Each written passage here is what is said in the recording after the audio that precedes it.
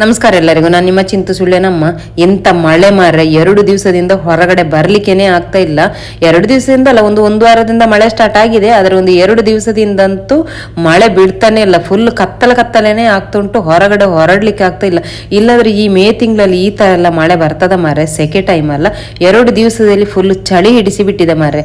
ಅಲ್ಲ, ನಾನು ಯೋಚನೆ ಮಾಡುದು, ನಾವಾದ್ರೆ ಈ ತರ ಚಂದ ಬೆಡ್ಶೀಟ್ ಎಲ್ಲ ಹೋದ್ದು ಚಂದ ಬೆಚ್ಚಗೆ ಮಲಗ್ತೇವೆ.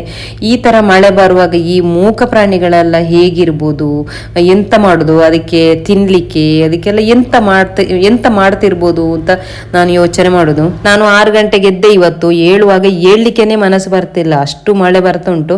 ನೋಡಿ, ನನ್ನ ಬಂಗಾರಿ ಉಂಟಲ್ಲ, ಯಾವಾಗ್ಲೂ 6 ಗಂಟೆ ನನ್ನ ಮೊಬೈಲ್ ಅಲಾರಾಮ್ ಆಗುವಾಗ ಓಡಿ ಬಂದು ನನ್ನನ್ನು ಅದೇ ಮೊದಲು ಎಬ್ಬಿಸ್ತದೆ, ಅಲಾರಾಮ್ ಆಗ್ಲಿಕ್ಕೆ ಮೊದಲೇನೆ.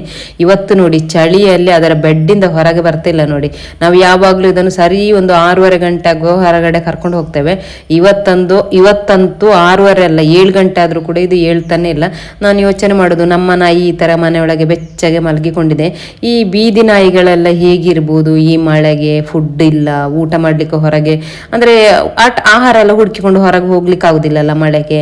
ಹೇಗಿರ್ಬೋದು ಅಂತ ಬರೀ ಬೀದಿ ನಾಯಿಗಳು ಮಾತ್ರ ಅಲ್ಲ, ಎಲ್ಲ ಮೂಕ ಪ್ರಾಣಿಗಳೆಲ್ಲ ಹೇಗಿರ್ಬೋದು ಅಂತ ನಾನು ಯೋಚನೆ ಮಾಡುದು. ನಮ್ಮ ಕಣ್ಣಿಗೆ ಕಾಣುದಿಲ್ಲ ಬೀದಿ ನಾಯಿಗಳು ಮಾತ್ರ, ಬೇರೆ ಯಾವ ಪ್ರಾಣಿಗಳು ಕಾಣ್ತಿಲ್ಲಲ್ಲ. ಆದ ಕಾರಣ ನಾಯಿಗಳನ್ನೆಲ್ಲ ಯೋಚನೆ ಮಾಡುವ ಪಾಪ ತುಂಬಾ ಬೇಜಾರಾಗ್ತದೆ. ನಾನಿದು ಬೆಳಿಗ್ಗೆ 7 ಗಂಟೆಗೆ ಎದ್ದು ವಿಡಿಯೋ ಮಾಡಿದ್ದು. ಎದ್ದು ಹೊರಗೆ ಬರುವಾಗ ಈ ಮಳೆಯನ್ನು ನೋಡುವಾಗ ನನಗೆ ನೆನಪಾದದ್ದೇ ಇಲ್ಲಿಯ ಬೀದಿ ನಾಯಿಗಳನ್ನು. ಈ ರೋಡಲ್ಲೆಲ್ಲ ತುಂಬಾ ನಾಯಿಗಳು ಉಂಟು. ನಾವು ಬೇಸಿಗೆಗಾಲದಲ್ಲೆಲ್ಲ ನೀರಿಡ್ತೇವಲ್ಲ, ಆದ ಕಾರಣ ನಮಗೆ ಎಷ್ಟು ನಾಯಿಗಳು ಉಂಟು ಅಂತೇಳಿ ಗೊತ್ತುಂಟು. ಒಂದು 2 ದಿವಸದಿಂದ ಒಂದೇ ಒಂದು ನಾಯಿಗಳು ಇಲ್ಲಿ ಕಾಣ್ತಾ ಇಲ್ಲ.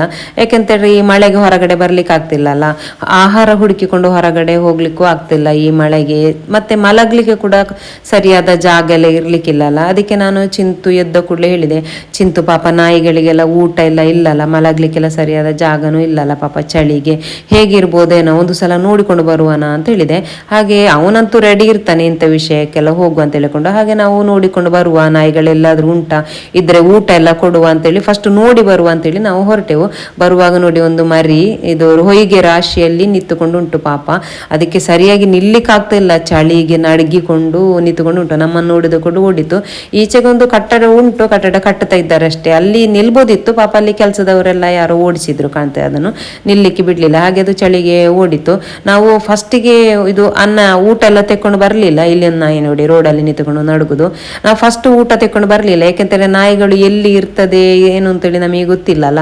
ನಾವು ಊಟ ತೆಕ್ಕೊಂಡು ಬಂದು ಸುಮ್ಮನೆ ವೇಸ್ಟ್ ಆದ್ರೆ ಅದಕ್ಕೆ ಫಸ್ಟಿಗೆ ನಾಯಿಗಳೇ ಉಂಟಾ ಎಂತ ಅಂತ ನೋಡಿ ಹೋಗುವ ಅಂತ ಹೇಳಿಕೊಂಡು ಬಂದದ್ದು. ಅಂದ್ರೆ ಎಲ್ಲೆಲ್ಲ ಮಲಾಗ್ತದೆ ಅಂತ ನಮಗೆ ಗೊತ್ತಿರೋದಿಲ್ಲ ಅಲ್ಲ. ಆದ ಕಾರಣ ಇದು ನಾವು ಸುಳ್ಯದ ಜೂನಿಯರ್ ಕಾಲೇಜ್ ಹತ್ರ ಬಂದೆವು. ಇಲ್ಲಿ ತುಂಬಾ ನಾಯಿಗಳು ಇರ್ತದೆ ಅಂತೇಳಿ ನಮಗೆ ಗೊತ್ತುಂಟು. ಆದ್ರೆ ಇವತ್ತಿಲ್ಲಿ 10th ಎಕ್ಸಾಮ್ ಎಕ್ಸಾಮ್ ಆಗ್ತಿದ್ದ ಕಾರಣ ನಮಗೆ ಎಂತ ಮಾಡ್ಲಿಕ್ಕೆ ಆಗ್ಲಿಲ್ಲ.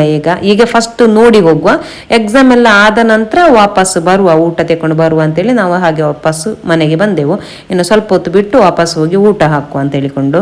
ಹಾಗೆ ಬರುವಾಗ ಇಲ್ಲೊಂದು ನಾಯಿ ಮರಿ ನೋಡಿ ಪಾಪ ಮಳೆಗೆನೆ ಚಂಡಿ ಆಗಿಕೊಂಡು ನಮ್ಮ ಮನೆ ಹತ್ತಿರ ಊಟ ಹುಡುಕಿಕೊಂಡು ಬಂದಿದ್ದೆ. ನಾನು ಊಟ ಹಾಕುವ ಅಂತ ಹೋಗುವಾಗ ಅದು ಹೆದರಿ ಓಡಿತ್ತು ಪಾಪ. ನಾವು ಹೋಟೆಲಿಂದ ಚಿಕನ್ ಸಾಂಬಾರು ತೆಕೊಂಡು ಬಂದದ್ದು. ಚಿಕನ್ ಸಾಂಬಾರಿದು ಸ್ಮೆಲ್ ಕೇಳಿದ ಕೂಡಲೇ ನನ್ನ ಬಂಗಾರಿಗೆ ನೋಡಿ ಚಳಿನೂ ಇಲ್ಲ ಯಾವುದಿಲ್ಲ, ಓಡಿ ಬಂದು ಕೂತದ್ದೆ. ಒಂದು 5-6 ಚಿಕನ್ ಪೀಸ್ ಇತ್ತು, ಅದರಲ್ಲಿ ಒಂದು 2 ಪೀಸನ್ನು ಚಂದ ಕಲಸಿ ಊಟದಲ್ಲಿ ಸಾಂಬಾರಲ್ಲಿ ಹಾಕಿದೆ. ನನ್ನ ಬಂಗಾರಿಗೆ ಚಂದ ಗಬ ಅಂತ ತಿನ್ಲಿಕ್ಕೆ ಸ್ಟಾರ್ಟ್ ಮಾಡಿತ್ತು. ನಾನೊಂದು 5-6 ನಾಯಿಗಳಿಗಾಗುವಷ್ಟು ಊಟವನ್ನು ತೆಕ್ಕೊಂಡೆ. ಜಾಸ್ತಿ ತೆಕ್ಕೊಂಡು ಸುಮ್ಮನೆ ವೇಸ್ಟ್ ಆಗ್ಬಾರ್ದಲ್ಲ. ನಾವು ಬೆಳಿಗ್ಗೆ ಹೋಗಿ ನೋಡಿ ಬಂದದ್ದು, ವಾಪಸ್ ನಾವೀಗ ಊಟ ಹಾಕ್ಲಿಕ್ಕೆ ಹೋಗ್ತಿರೋದು ಮಧ್ಯಾಹ್ನ. ಅದರ ಮಧ್ಯದಲ್ಲಿ ಒಂದು ಅರ್ಧ ಗಂಟೆ ಮಳೆ ಬಿಟ್ಟಿತ್ತು. ಆ ಮಳೆ ಬಿಟ್ಟ ಟೈಮಲ್ಲೆಲ್ಲಾದ್ರೂ ನಾಯಿಗಳು ಹೋಗಿ ಬೇರೆ ಕಡೆ ಮಲಗಿದ್ರೆ ಹಾಗೆ ನಾವು ತುಂಬಾ ಊಟ ತೆಕೊಂಡು ಹೋಗಿ ವೇಸ್ಟ್ ಆಗ್ಬಾರ್ದಲ್ಲ ಅಂತ ಹೇಳಿಕೊಂಡು ನಾನು ಒಂದು 5-6 ನಾಯಿಗಳಿಗಾಗುವಷ್ಟು ಊಟವನ್ನು ತೆಕೊಂಡೆ. ಬೇಸಿಗೆಗಾಲದಲ್ಲಾದ್ರೆ ನಮಗೆ ನಾಯಿ ಇಂತಲ್ಲೇ ಮಲಗ್ತದೆ ಅಂತ ಗೊತ್ತಿರ್ತದೆ. ಈ ಮಳೆಗಾಲದಲ್ಲಿ ಹಾಗೆ ಅಲ್ಲ, ಊಟ ಹುಡುಕಿಕೊಂಡು ಅಲ್ಲಿ ಇಲ್ಲಿ ಎಲ್ಲಾದ್ರೂ ಹೋಗ್ತದಲ್ಲ. ಆದ ಕಾರಣ ಸುಮ್ಮನೆ ತೆಕೊಂಡೋಗಿ ವೇಸ್ಟ್ ಮಾಡಬಾರ್ದಲ್ಲ ಅಂತ ಹೇಳಿಕೊಂಡು ನಾವು ಎಲ್ಲ ಕಟ್ ಮಾಡಿ ಹಾಗೆ ಹುಡುಕಿಕೊಂಡು ಬಂದೆವು. ಹುಡುಕಿಕೊಂಡು ಬರುವಾಗ ಬೆಳಿಗ್ಗೆ ಇದ್ದ ಪ್ಲೇಸಲ್ಲಿ ನಾಯಿಗಳು ಇರಲಿಲ್ಲ, ಸ್ವಲ್ಪ ಕೆಳಗೆ ಕಟ್ಟಡದಲ್ಲಿ ಒಂದು ಜಾಸ್ತಿ ಇತ್ತು ಈಗ ನಾಯಿಗಳು. ಆಗ ಒಂದು 5-6 ನಾಯಿಗಳಿತ್ತು ಅಷ್ಟೇ, ಈಗ ಸುಮಾರು ನಾಯಿಗಳಿತ್ತು. ಹಾಗೆ ನಾಯಿಗೆ ಊಟ ಹಾಕ್ಲಿಕ್ಕೆ ಅಂತೇಳಿ ಬರುವಾಗ ಈ ಭಾಷೆಲ್ಲದ ನಾಯಿಗಳು ನಮ್ಮನ್ನು ನೋಡಿದ ಕೂಡಲೇ ಜೋರ್ ಬೊಗಳ್ಲಿಕ್ಕೆ ಸ್ಟಾರ್ಟ್ ಮಾಡಿದಲ್ಲ. ಅದಕ್ಕೆ ಪಾಪ ಹೆದರಿಕಾಯ್ತೇನ ನಮ್ಮನ್ನು ಓಡಿಸ್ಲಿಕ್ಕೆ ಬಂದದ್ದು ಅಂತ ಹೇಳ್ಕೊಂಡು. ಮತ್ತೆ ಚಿಂತು ತಗೊಂಡೋಗಿ ಊಟ ಹಾಕಿದ ಕೂಡಲೇ ಭಾರಿ ಖುಷಿ ಆಯ್ತು. ಓಡಿ ಬಂದು ತಿನ್ಲಿಕ್ಕೆ ಸ್ಟಾರ್ಟ್ ಮಾಡಿದ್ರು. ನನಗೆ ಇಷ್ಟು ನಾಯಿಗಳು ಉಂಟು ಅಂತೇಳಿ ಗೊತ್ತಿರ್ತಿದ್ರೆ ನಾನು ಇನ್ನು ಸ್ವಲ್ಪ ಜಾಸ್ತಿನೇ ಊಟ ತೆಕೊಳ್ತಿದ್ದೆ. ಈ ನಾಯಿ ಉಂಟಲ್ಲ, ಇದು ಮರಿ ಹಾಕಿದ ನಾಯಿ, ಅದಕ್ಕೆ ಹಸಿವು ಜಾಸ್ತಿ ಕಾಣ್ತದೆ. ನಾವು 3-4 ಕಡೆ ಎಲೆ ಹಾಕಿದ್ದೇವಲ್ಲ, ಎಲ್ಲ ಕಡೆ ಓಡಿ ಬಂದು ಗಬ ಗಬ ಗಬ ಗಬ ಅಂತ ತಿಂತಿತ್ತು ಪಾಪ. ಎಲ್ಲ ನಾಯಿಗಳು ಕೂಡ ಹಾಗೇನೆ ಓಡಿ ಬಂದು ತಿಂತಿತ್ತು. ಅದರಲ್ಲಿ ಚಿಕ್ಕ ಮರಿಗಳು ಸ್ವಲ್ಪ ಇತ್ತು, ಚಿಕ್ಕ ಮರಿಗಳಲ್ಲ, ಸಾಧಾರಣ ದಮರಿಗಳೆಲ್ಲ ಇತ್ತು. ಅದಕ್ಕೆ ಓಡಿ ಬರ್ಲಿಕ್ಕೆ ಸ್ವಲ್ಪ ಹೆದರಿಕೆ ಆಗ್ತಿತ್ತು. ಅದು ಹೆಚ್ಚಿನ ಅಂಶ ದೊಡ್ಡ ನಾಯಿಗಳು ಅದಕ್ಕೆ ಕಚ್ಚುತ್ತದಾಗಿರ್ಬೇಕು. ಒಂದು 4-5 ಕಡೆ ಸ್ವಲ್ಪ ಸ್ವಲ್ಪ ಊಟ ಹಾಕಿದ್ದೆವು. ಎಲ್ಲಿ ಕೂಡ ಒಂದು ಸ್ವಲ್ಪ ಊಟವನ್ನು ಕೂಡ ಬಿಡ್ಲಿಲ್ಲ ಮಾರ್ರೆ. ಪಾಪ ಎಷ್ಟೊಂದು ಹಸಿವಾಗಿತ್ತೆ ಏನಲ್ಲ. ನಾವಾದ್ರೆ ನಮಗೆ ಹಸಿವಾಗುವಾಗ ಬಡಿಸಿಕೊಳ್ತೇವೆ, ತಿಂತೇವೆ, ಚಳಿ ಆದ್ರೆ ಹೊದ್ದು ಮಲಗ್ತೇವೆ.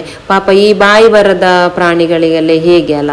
ಈ ನಾಯಿಗಳು ಮಾತ್ರ ಅಂತೇಳಿ ಅಲ್ಲ, ಎಲ್ಲ ಬಾಯಿ ಬರದ ಪ್ರಾಣಿಗಳು ಹೇಗಿರ್ತದೆ ಈ ಮಳೆಗೆ ಅಂತ ನಾನು ಯೋಚನೆ ಮಾಡೋದು. ನೋಡಿ ಇಲ್ಲಿ ಎಷ್ಟು ನಾಯಿಗಳು ಮೇಲೆ ಕೂತ್ಕೊಂಡು ಉಂಟು ನೋಡಿ.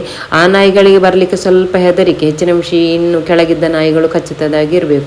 ಇದು ನಾವು ಇನ್ನೊಂದು ಕಡೆ ಮೇಲ್ಗಡೆ ಬಂದು ಊಟ ಹಾಕಿದ್ದು ನೋಡಿ. ಎಲ್ಲ ಕೆಳಗಡೆ ಇದ್ದ ನಾಯಿಗಳೇ ಓಡಿ ಬಂದೆಲ್ಲ ಗಬ ಗಬ ಅಂತೇಳಿ ತಿಂತುಂಟು.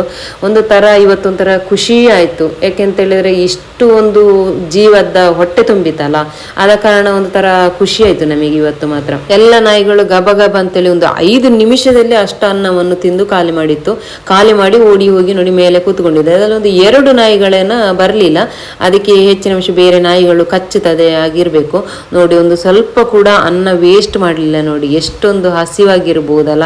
ಇಲ್ಲಿ ಕೆಳಗೆ ಕೂಡ ಹಾಗೇನೆ ನೋಡಿ, ಒಂದು ಸ್ವಲ್ಪ ಕೂಡ ಎಲೆಯಲ್ಲಿ ಊಟ ಬಾಕಿ ಮಾಡಲಿಲ್ಲ ನಾವು. ಮತ್ತೆ ಎಲೆಯನ್ನು ಕೂಡ ಹಾಗೆ ಬಿಡ್ಲಿಲ್ಲ ನೋಡಿ. ಎಲ್ಲ ಎಲೆ ಕೂಡ ಕ್ಲಿಯರ್ ಆಗಿದೆ. ಎಲೆಯನ್ನು ಕೂಡ ನಾವು ಹಾಗೇನೆ ಅಲ್ಲಿ ಬಿಡ್ಲಿಲ್ಲ. ಯಾಕೆಂದ್ರೆ ಇದು ಕಾಲೇಜ್ ಅಲ್ಲ, ನಾವು ಸುಮ್ಮನೆ ಅಲ್ಲಿ ಹೋಗಿ ಗಲೀಜು ಮಾಡಿಟ್ಟು ಬರೋದು ಸರಿಯಲ್ಲ.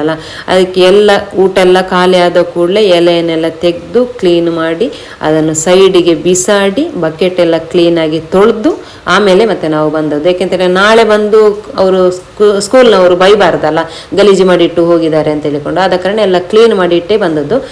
ಇಷ್ಟೇ ಇವತ್ತಿನ ವಿಡಿಯೋ. ಈ ವಿಡಿಯೋ ಇಷ್ಟವಾದರೆ ಲೈಕ್ ಮಾಡಿ, ಶೇರ್ ಮಾಡಿ ಮತ್ತು ಸಪೋರ್ಟ್ ಮಾಡಿ. ಮತ್ತು ಫೇಸ್ಬುಕ್ಕಲ್ಲಿ ನೋಡುವವರು ಯೂಟ್ಯೂಬ್ ಚಾನೆಲ್ ಉಂಟು, ಯೂಟ್ಯೂಬ್ ಚಾನೆಲನ್ನು ಕೂಡ ಸಬ್ಸ್ಕ್ರೈಬ್ ಮಾಡಿ. ಮತ್ತು ಯೂಟ್ಯೂಬಲ್ಲಿ ನೋಡುವವರು ಫೇಸ್ಬುಕ್ ಪೇಜನ್ನು ಕೂಡ ಫಾಲೋ ಮಾಡಿ. ಬಾಯ್.